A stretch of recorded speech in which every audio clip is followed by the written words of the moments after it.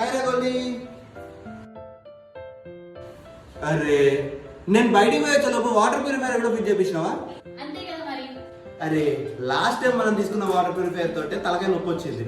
ఇప్పుడు మళ్ళీ కొత్తది చెప్పు. ఈసారి మనకు అలాంటి హెడ్ఏక్ ఏముండదు, ఎందుకంటే మనం ఈసారి తీసుకుంది విజన్ వాటర్ ప్యూరిఫైయర్ వాళ్ళ దగ్గర నుండి. విజన్ వాటర్ ప్యూరిఫైయర్ సార్, వాళ్ళ దగ్గర అంత స్పెషల్ ఏంటి మరి? స్పెషల్ ఏంటా చెప్తా విను.